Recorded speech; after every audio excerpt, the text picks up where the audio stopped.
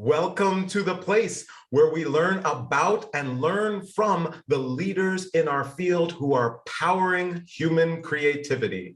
I am Aaron Dworkin, and this is Arts Engines.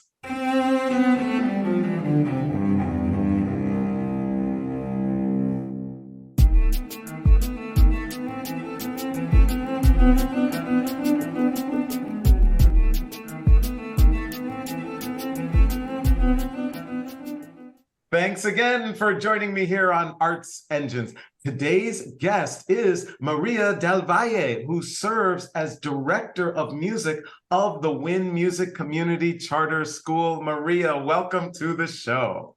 Hi, everyone. Thank you so much for having me today.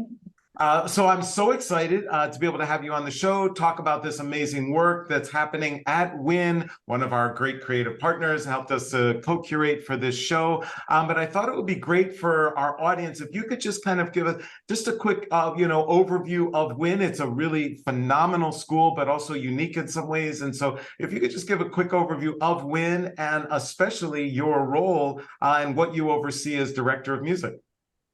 Yes, absolutely. So WHIN is a charter school that's based in the Washington Heights and Inwood area of Manhattan in New York.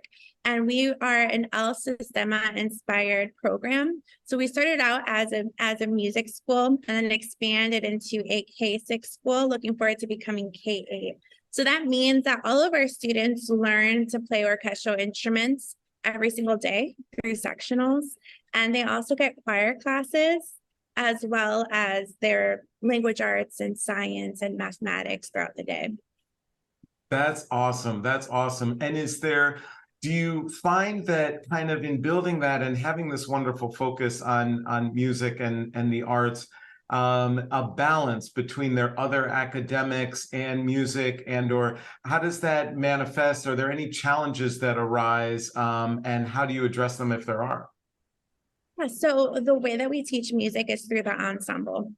And so our students Monday through Friday, if let's say they play violin, they are working as a group together to learn violin. And then on Fridays, they have their full orchestra rehearsals. And in the same way that they do that group work in their music classes, when they are upstairs in their math class, they're also working in a group, doing activities that are hands-on so that they're learning with one another and doing the work together. And so I would say that there are transferable skills through music and through math and through reading and writing, but ultimately we do everything together in a group. That's interesting. That's fantastic. And that kind of leads great into kind of this idea, and many people I think who watch the show are obviously doing their work in schools, in universities, at arts institutions, et cetera. And just thinking about collaboration and teams and all of that. If you could just kind of share kind of your approach to that, how you lead, how you foster that, that would be, I think, great and really valuable for so many in our audience. Absolutely. So in my role as a director of music, you can think of it as if I'm the principal of the musical department. And so I work with a team of 5 fabulous music teachers. 4 teachers are instrumental teachers, and 1 teacher is a choir director. And so when I think about our instrumental program, we have a violin teacher, viola teacher, cello teacher, and a percussion teacher. And everyone needs to prepare the students to be able to play by the end of the week in a full orchestra. So what does that mean, right? Like that means that we have to get all of the students playing the same music, all of the students playing the same parts, right? Or knowing what parts they're responsible for and being prepared for that orchestra rehearsal. Well, we have 4 different teachers working with everyone. And so it's my job to make sure that everyone is moving at the same pace, making sure that everyone is teaching in a similar way, right? And ultimately that everybody knows what the plan is and has the same goal in mind. Something I think about is everyone's individuality, right? And their own strengths. And so I like to provide opportunities for teachers to be able to observe one another. And so sometimes that means that I'm covering a class and I'm covering 15 minutes of cello so that the cello teacher can go to violin. to learn the great things that the violin teacher is doing, and vice versa. So that opportunity to be able to see each other goes a long way.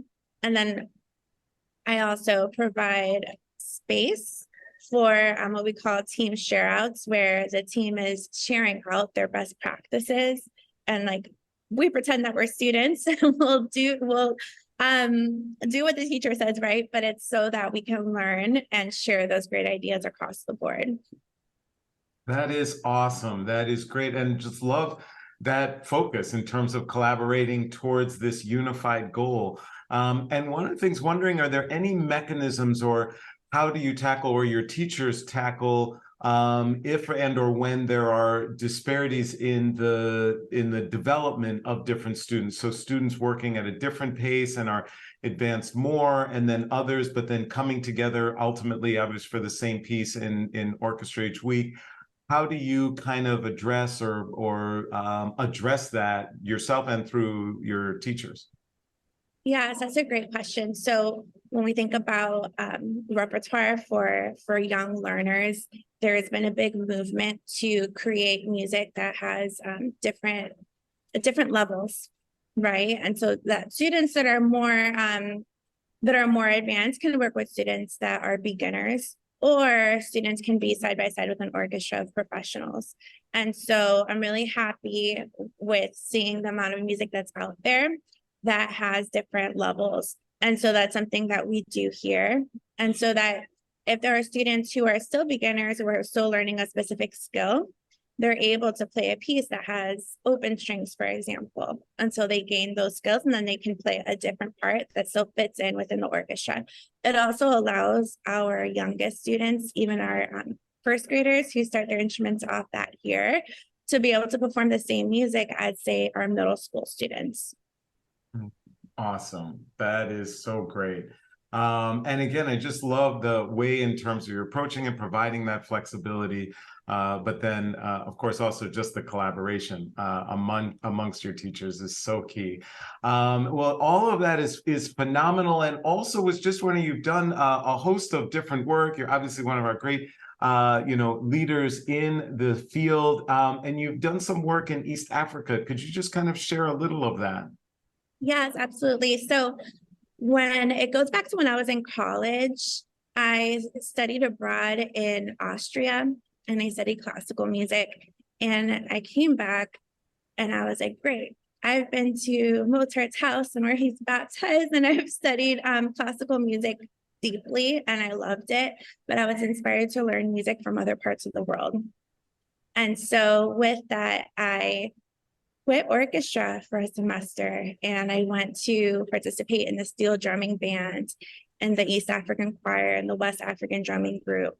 I was even in the Guatemalan marimba group during my junior and senior year. And so that trip to Europe really opened the door to music from around the world. And I really loved the music of East Africa. I thought it was so beautiful. And so through conversations with my professor, he shared with me that there are international schools, and that these private schools around the world will pay for your flight and give you a house and a job with a salary. And that really opened my mind to different possibilities, because I thought the only way to go abroad was through the Peace Corps, through volunteer opportunities, which I wasn't in a position to do. Like, I was looking for my first teaching job. So I started to apply. And I had several Zoom interviews, and I ended up getting my first teaching job in Tanzania at an international school.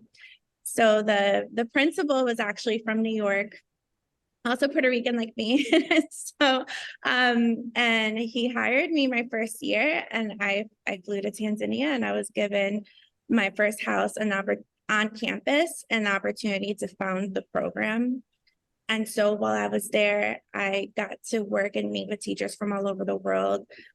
50% of our student body was Tanzanian, and the other 50% came from many different countries. And I got to work with the local artists and local musicians who would come in and build the drums and teach my students how to build drums. And I would take my choir on the bus to go see to go visit the Maasai tribe to learn about their singing practices. And so it was a really awesome time. It lasted for 2 years. And then my next dream was to move to New York City. So someone else hired me through Zoom, and then I ended up in Brooklyn.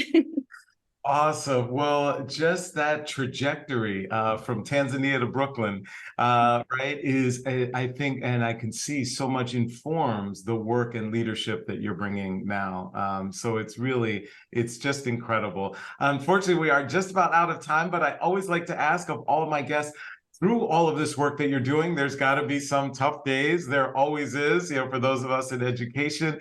And during those tough times, are there any mechanisms that you utilize as a leader to be able to bring to bear when, it seems like there are some challenges that might not be able to be overcome?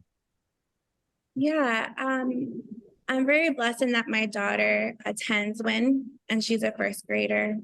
And so there are moments where I'm planning and I don't know if this is the right song, or is this the next skill that we need to work on? And then I hear her singing her songs from choir, or she wakes up in the morning and she's practicing her solfege. And so getting to see the impact that the work that we're doing as a team has on the students that we're working on is something that definitely keeps me going and gets me through the tough times. Maria del Valle, you truly are one of the arts engines who is powering human creativity in our world. Thank you so much for everything you do and for being on the show. Thank you so much for having me today.